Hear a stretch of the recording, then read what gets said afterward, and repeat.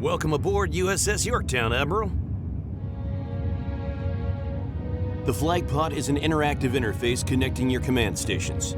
It serves as a hub, and clicking on its elements allows you to navigate between the main gameplay functions.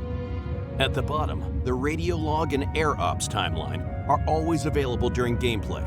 They keep you updated about incoming communications and ongoing air operations. A game session exists within a detailed 3D world.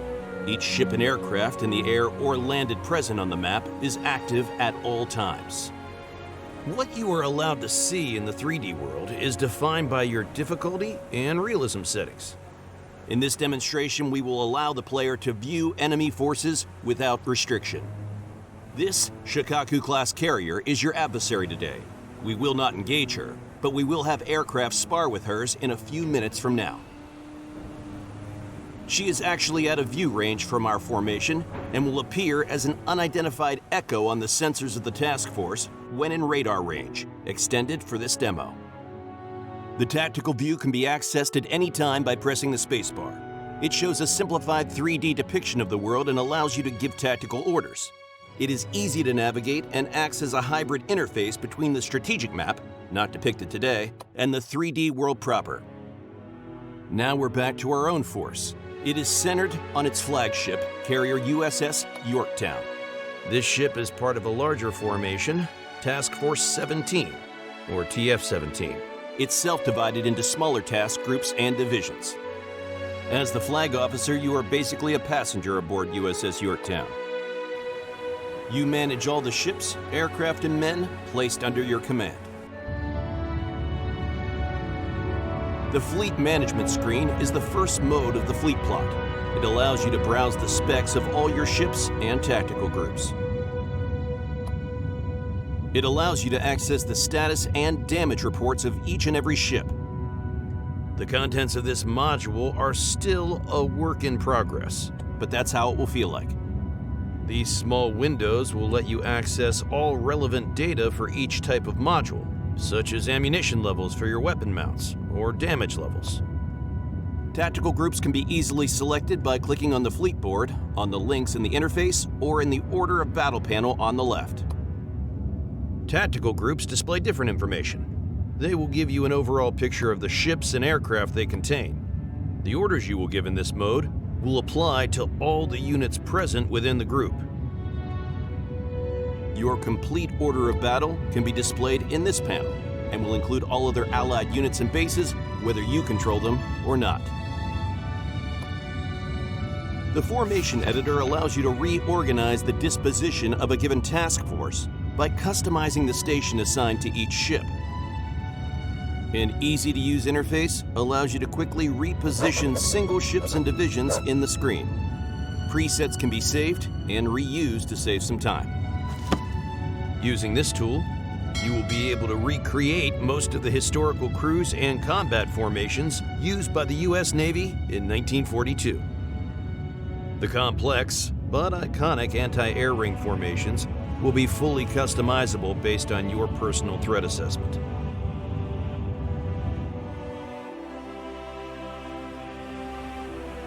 Once greenlit, the ships will leave their current position so as to reach their new station without hampering the course and the speed of other ships.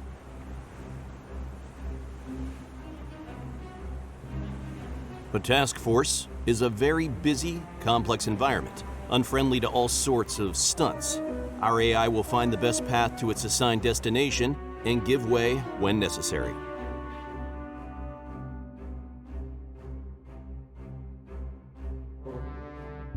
This third mode, in the fleet board, allows you to set up defensive patrols over your task force. The two main types of patrols are the Combat Air Patrol and the Inter-Air Patrol. Combat Air Patrols protect you against enemy air intruders, while Inter-Air Patrols are designed to counter submarines. Combat Air Patrols will be assigned a zone and an altitude. If needed, CAP patrols can be set to be relieved automatically throughout the day.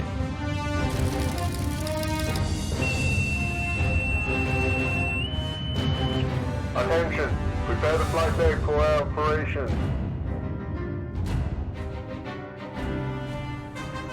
As the flight deck is being prepped for future air operations, these are added to the Air Ops timeline at the bottom of the screen. Blue equals prep time, red equals takeoff.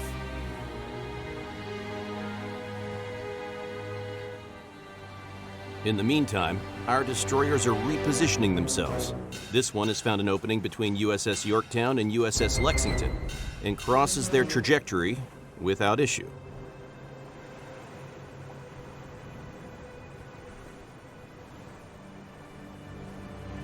Carrier warfare is a game of waiting, but we'd rather not have you wait forever. Time acceleration is always available, and its factor will be further increased from its current 40 times limit.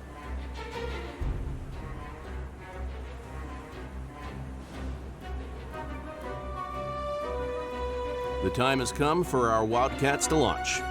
Enjoy the show.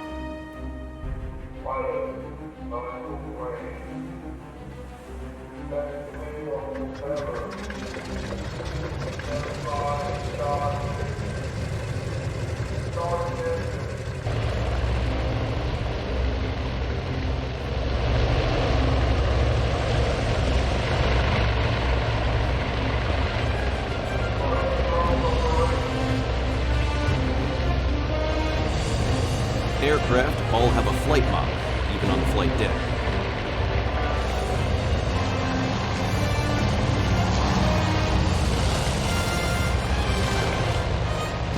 Right now, in this demo, conditions are ideal, but the final game will require your task force to head into the wind in order to launch and land its aircraft, disrupting your navigation plan.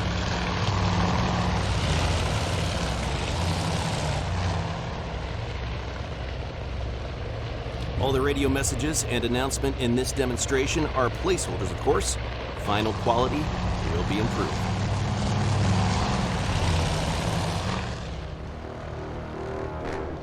Action can be paused at all times and is active, allowing you to browse through your units and your options. It can be customized and made inactive if you wish to increase difficulty.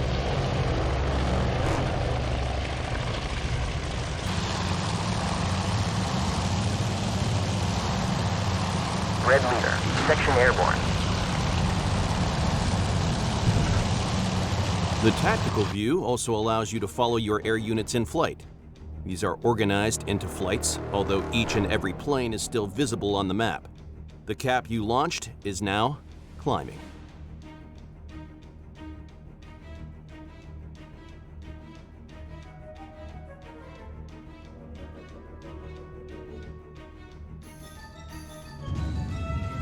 The fighter direction screen offers you means to control your airborne patrols at the most critical time. Unknown and enemy contacts are reported too. Bogies are indicated in yellow. These are unidentified air contacts. When finally classified as hostile, they will become bandits and will be labeled in red. Fighter direction can be set to auto or manual mode, depending on the time you wish to dedicate to this task. Here, fighters are vectored towards bogies. As IFF gear becomes more and more common in the course of 1942, the job of fighter director might become somewhat easier too.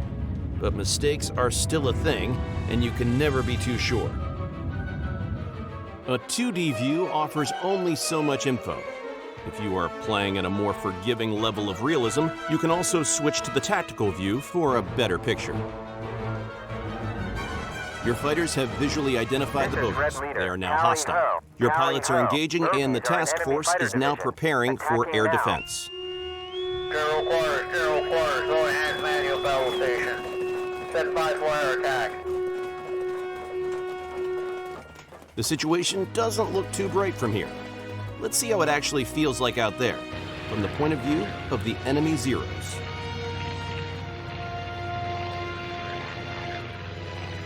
Indeed, these Zeros do enjoy a good altitude advantage over the unlucky American fighters, as these are still climbing in order to reach them. But American fighter pilots are also resourceful. Similar engagements can bear very different outcomes owing to AI choices, circumstances, and sheer luck. The final game will feature believable aircraft damage models and ballistics.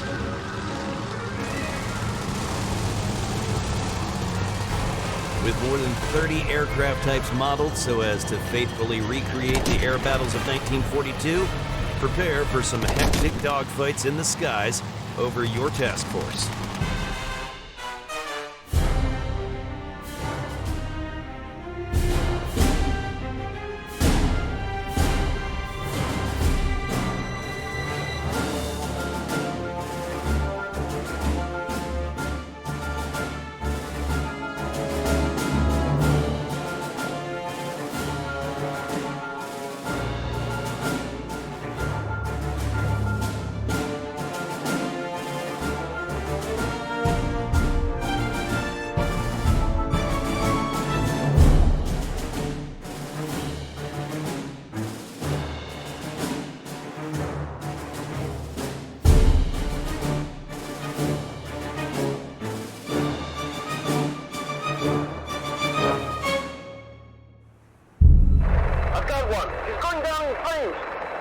That's all for today, folks.